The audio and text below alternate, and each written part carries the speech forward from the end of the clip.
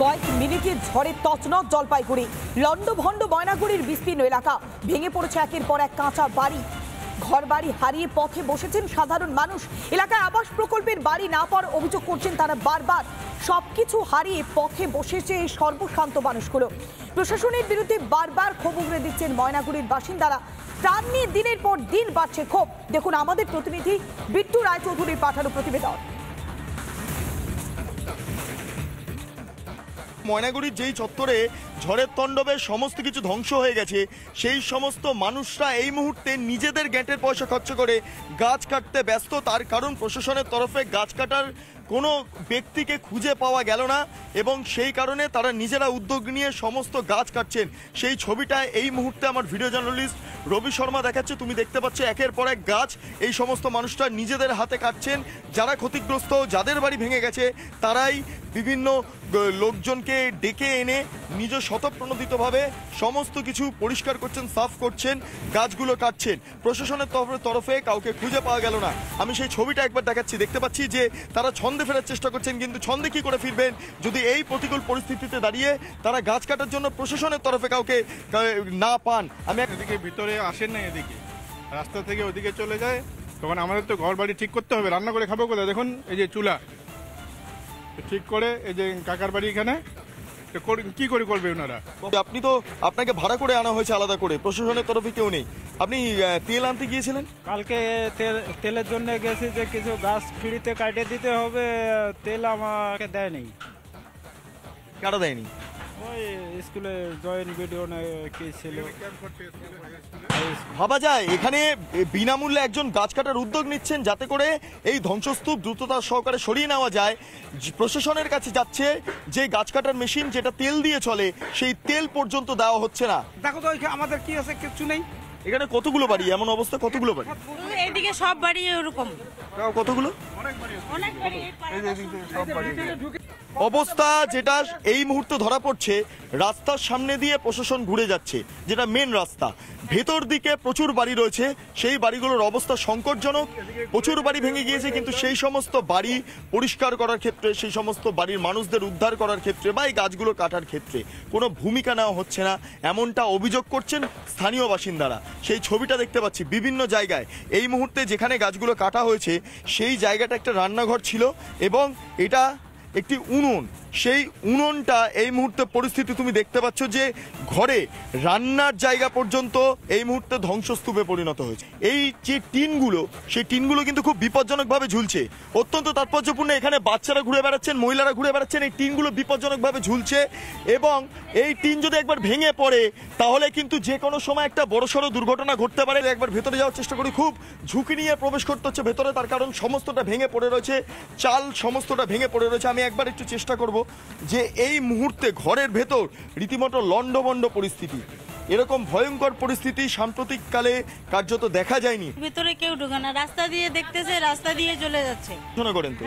এই মুহূর্তে তারা পড়াশোনা করবেন কিভাবে সেটা নিয়েও প্রশ্ন। কারণ আমি দেখতে পাচ্ছি সুকুমার রায়ের হযবরল ৬ষ্ঠ শ্রেণীর বাংলার বই, এবং সেই বইগুলো এই মুহূর্তে যেভাবে পড়ে রয়েছে, এই যারা বাচ্চারা রয়েছেন তারা কি করে পড়াশোনা করবেন? সামনে পরীক্ষা, মুহূর্তে ভেঙে পড়বে। রবিকে বলবো একটু বাইরে বেরিয়ে আসতে এবং আপনাদেরও বলবো বাইরে বেরিয়ে আসতে, তার কারণ একটা ঝুঁকিপূর্ণ জায়গা।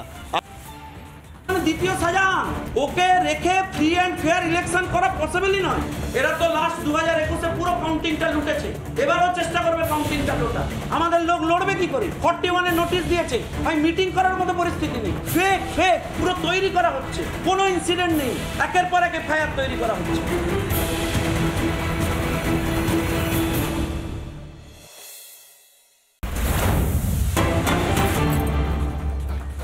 জলপাইগুড়িতে ঝড় কবলিত এলাকা পরিদর্শন করেন অনন্ত মহারাজ। সরকারি পরিষেবা পাচ্ছেন না ক্ষতিগ্রস্তরা, অভিযোগ করেন বিজেপি সাংসদ। রাষ্ট্রপতি এবং উপরাষ্ট্রপতিকে চিঠি লিখবেন বলেও হুঁশিয়ারি দিয়েছেন অনন্ত মহারাজ। জলপাইগুড়ির একের পর এক জায়গা পরিদর্শন করেছেন, সেখানেই ক্ষতিগ্রস্তরা বারবার অভিযোগ করেছেন তারা সরকারি পরিষেবা থেকে বঞ্চিত হচ্ছেন। তাই সামগ্রিক পরিস্থিতি সরেজমিনে খতিয়ে দেখবার পর রাষ্ট্রপতি এবং উপরাষ্ট্রপতিকে চিঠি লিখবেন বলেও জানিয়েছেন অনন্ত মহারাজ।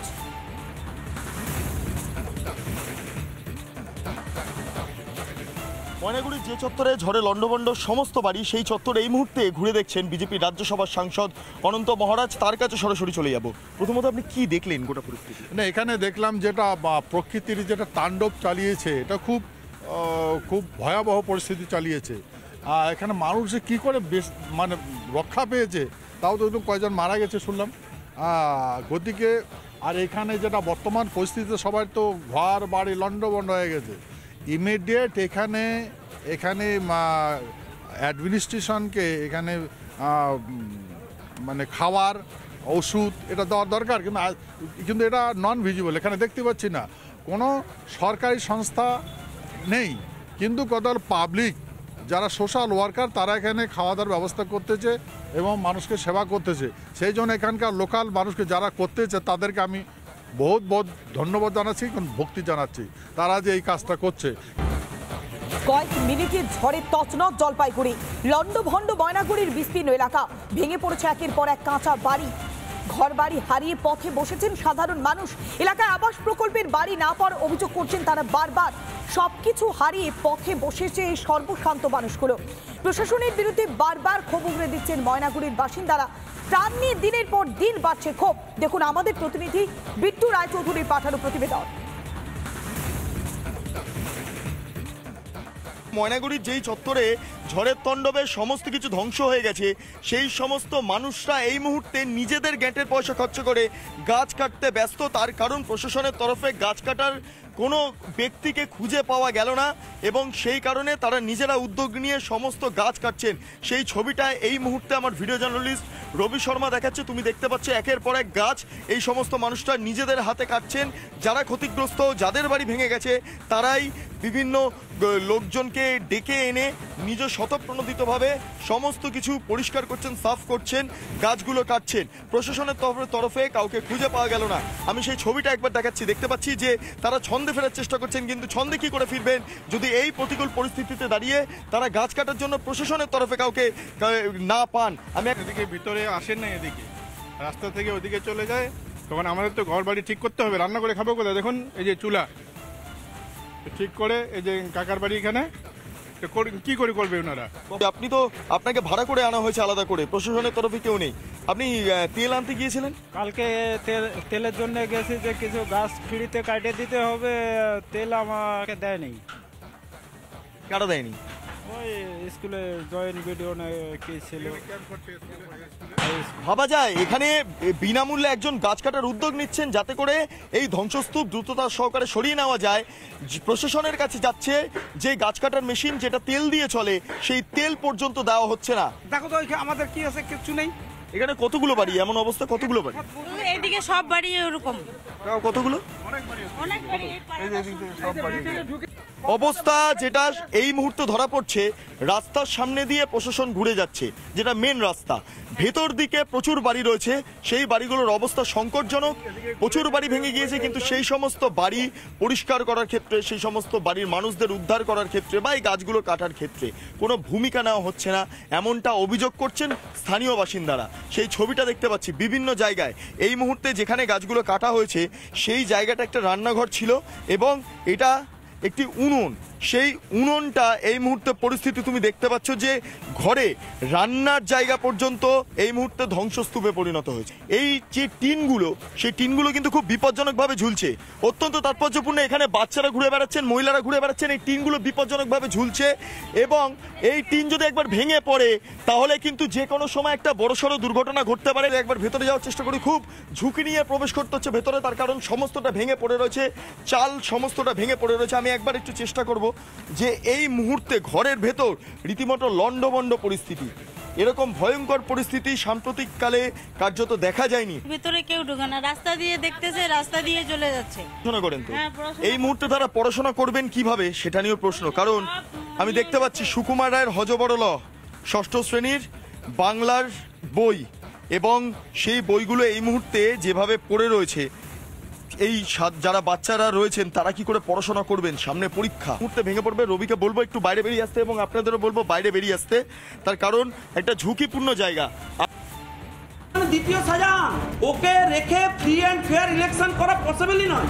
এরা তো লাস্ট 2021-এ পুরো কাউন্টিংটা লুটেছে, এবারও চেষ্টা করবে কাউন্টিংটা লোটা। আমাদের লোক লড়বে কি করে? 41-এ নোটিশ দিয়েছে, ভাই মিটিং করার মতো পরিস্থিতি নেই। ফেক ফেক পুরো তৈরি করা হচ্ছে, কোনো ইনসিডেন্ট নেই, একের পর এক এফআইআর তৈরি করা হচ্ছে।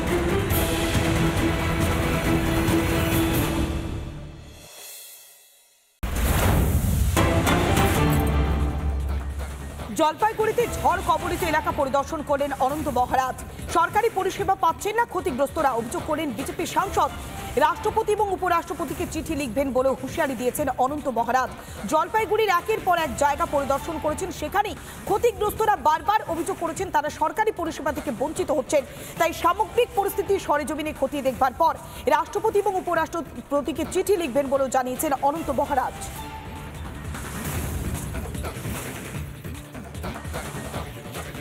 ময়নাগুড়ির যে চত্বরে ঝড়ে লণ্ডভণ্ড সমস্ত বাড়ি, সেই চত্বরে এই মুহূর্তে ঘুরে দেখছেন বিজেপির রাজ্যসভার সাংসদ অনন্ত মহারাজ। তার কাছে সরাসরি চলে যাব। প্রথমত আপনি কি দেখলেন গোটা পরিস্থিতি? না, এখানে দেখলাম যেটা প্রকৃতির যেটা তাণ্ডব চালিয়েছে, এটা খুব খুব ভয়াবহ পরিস্থিতি চালিয়েছে। এখানে মানুষ যে কী করে মানে রক্ষা পেয়েছে, তাও তো একটু কয়েকজন মারা গেছে শুনলাম। গতিকে আর এখানে যেটা বর্তমান পরিস্থিতিতে সবাই তো ঘর বাড়ি লণ্ডভণ্ড হয়ে গেছে। ইমিডিয়েট এখানে